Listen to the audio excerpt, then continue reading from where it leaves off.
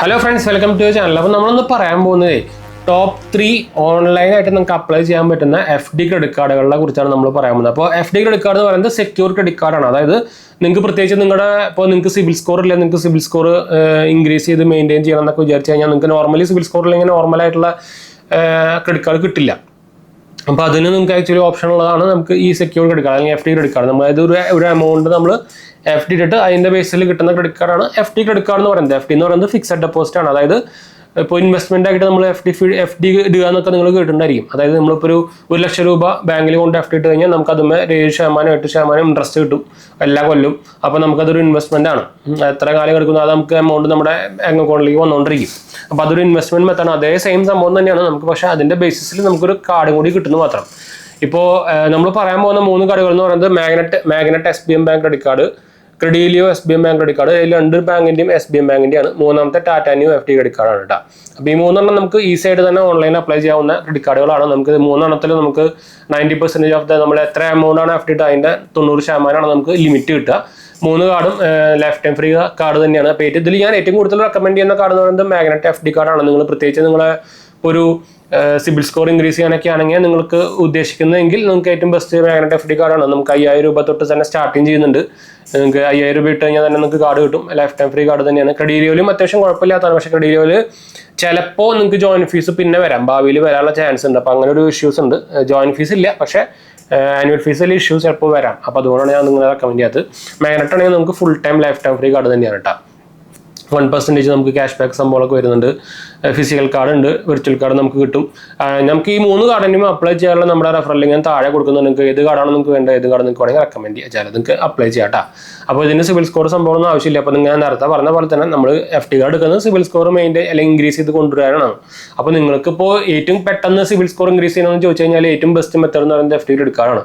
എല്ലാ മാസവും നമുക്കിത് റിപ്പോർട്ടാവും. എല്ലാ മാസവും റിപ്പോർട്ടാകുമ്പോൾ നമുക്ക് പതുക്കെ ഇൻക്രീസ് ചെയ്ത് കൊണ്ടുവരാം കേട്ടോ. എന്ന് വെച്ചാൽ ഒരു ലോൺ എടുക്കുകയാണെങ്കിൽ നമ്മൾ ആ ലോൺ ക്ലോസ് ചെയ്യുമ്പോൾ മാത്രമാണ് സിബിൽ സ്കോർ ചെറുതായിട്ട് ഇൻക്രീസ് ചെയ്യുക.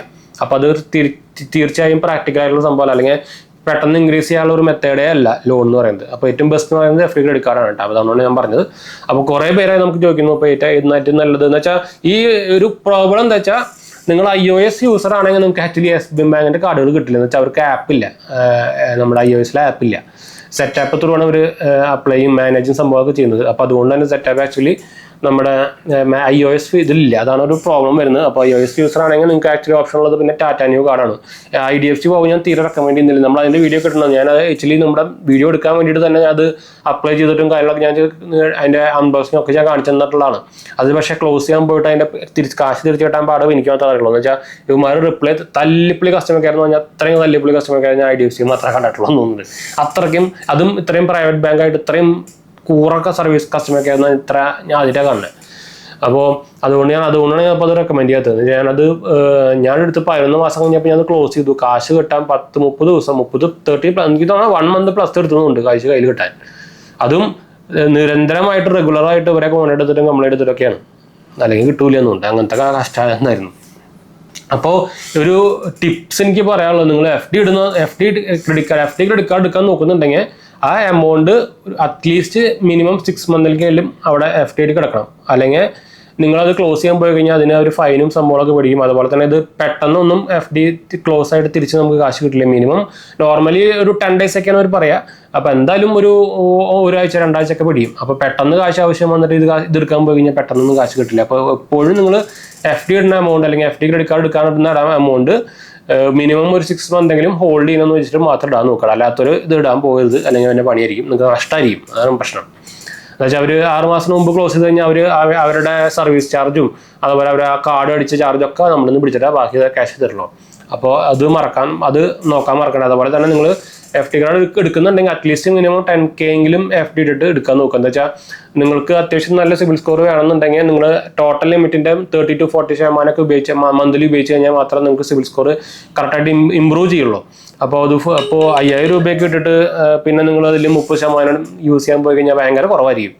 അപ്പോൾ അത് നിങ്ങൾക്ക് മാനേജ് ചെയ്യാൻ കുറച്ച് പാടായിരിക്കും. അതുകൊണ്ടാണ് ഞാൻ പറഞ്ഞത് മിനിമം 10,000 എടുക്കാൻ നോക്കാം കേട്ടോ. അല്ലെങ്കിൽ നിങ്ങൾക്ക് അത് ഇട്ടിട്ട് പിന്നെ ഇൻക്രീസ് ചെയ്യാനൊക്കെ പറ്റും. പക്ഷേ ആ ഇൻക്രീസ് ചെയ്യുമ്പോൾ നമുക്ക് ആ ഇട്ട എമൗണ്ട് പിന്നെ എന്താ വെച്ചാൽ ഇതിന് ആക്ച്വലി ഇപ്പോൾ ഇത് നോർമലി ഇപ്പോൾ എല്ലാ ബാങ്ക് ആയിക്കോട്ടെ, ഇപ്പോൾ ഇതിൽ ടാറ്റ ന്യൂ കാർഡിൻ്റെ ഇതായിക്കോട്ടെ, SBM ബാങ്കിൻ്റെ മാഗ്നറ്റ് കാർഡ് എല്ലാം ആയിക്കോട്ടെ, ഓൾമോസ്റ്റ് നമുക്ക് ആനുവലി ഇൻട്രസ്റ്റ് വരുന്നത് 7% to 7.25% അത് ആനുവലി ആണ്. അപ്പോൾ ഒരു കൊല്ലം നമ്മളൊരു 1,00,000 രൂപ ഇട്ട് കഴിഞ്ഞാലാണ് അതുമ്മേ നമുക്ക് ഒരു 7%, അതായത് ഒരു ഓൾമോസ്റ്റ് 7,000 രൂപ നമുക്ക് ഇൻട്രസ്റ്റ് ആയിട്ട് തിരിച്ചു കിട്ടുക. അപ്പോൾ അത് ഒരു കൊല്ലം കഴിയണം. അപ്പോൾ നമ്മളിത് ഇപ്പോൾ 5,000 ഇട്ടു, ഒരു 2 മാസം കഴിഞ്ഞിട്ട് അടുത്ത 5,000 ഇട്ടു, അങ്ങനെ ഇട്ട് കഴിയുമ്പോൾ നമുക്ക് ആദ്യം ഇട്ട 5,000 നമുക്ക് 2 മാസം കഴിഞ്ഞുള്ളൂ. പിന്നെ ഇട്ട 5,000 നമുക്ക് അതും കഴിഞ്ഞിട്ട് ഒരു കൊല്ലം ആവണമെങ്കിൽ പിന്നെയും എക്സ്ട്രാ 2 മാസം എടുക്കും. അപ്പോൾ അങ്ങനെ ഇഷ്യൂസ് വരും. അതുകൊണ്ടാണ് ഞാൻ ഒരു ബൾക്കായിട്ട് ആദ്യം തന്നെ ഇടാൻ പറയുന്നത്. നിങ്ങൾക്ക് എന്ന് വെച്ചാൽ ഇൻട്രസ്റ്റ് കിട്ടുന്നത് ഒരു ഇൻവെസ്റ്റ്മെന്റ് പോലെയാണല്ലോ. നിങ്ങൾക്ക് സെപ്പറേറ്റ് വേറെ ഇട്ട എമൗണ്ടുമ്പോൾ ക്യാഷ് കിട്ടുന്നതാണല്ലോ, അതൊരു നിങ്ങൾക്ക് ഇൻവെസ്റ്റ്മെന്റ് മെത്തേഡ് തന്നെയാണ്. അപ്പോൾ അങ്ങനെ ഒരു യൂസും നമുക്ക് വേണമെങ്കിൽ FD കാർഡ് എടുക്കട്ടെ. പിന്നെ നിങ്ങൾ ഹൈ വാല്യൂ ട്രാൻസാക്ഷനൊക്കെ FD ഇടാൻ നോക്കുന്നുണ്ടെങ്കിൽ ഒരിക്കലും ഞാൻ ഓൺലൈൻ റെക്കമെൻഡ് ചെയ്യില്ല. നിങ്ങൾ ഡയറക്റ്റ് ബാങ്കിൽ പോയിട്ട്, നിങ്ങൾ വെച്ചാൽ എല്ലാ ബാങ്കുകൾക്കും FD ക്രെഡിറ്റ് കാർഡുകളുണ്ട്. അപ്പോൾ മെയിൻ പബ്ലിക് ബാങ്കുകളൊക്കെ പോയിട്ട് നിങ്ങൾക്ക് ഇടായിരിക്കും നല്ലത് കേട്ടോ. അപ്പോൾ എന്തായാലും നമുക്ക് വൈൻഡപ്പ് ചെയ്യാം. ഞാൻ നേരത്തെ പറഞ്ഞ പോലെ ലിങ്കുകളൊക്കെ ഞാൻ താഴെ കൊടുത്തിട്ടുണ്ട്. അപ്പോൾ അതിൻ്റെ ഡീറ്റെയിൽസും കാര്യങ്ങളൊന്നും ഞാൻ പറയുന്നില്ല, എല്ലാവർക്കും അറിയുന്ന കാർഡുകളാണ്. അപ്പോൾ അതുകൊണ്ട് അതിൻ്റെ സ്പെസിഫിക്കേഷനും റിവാർഡും സംഭവം ഞാൻ പറയുന്നില്ല കേട്ടോ. അടുത്ത കാണാം.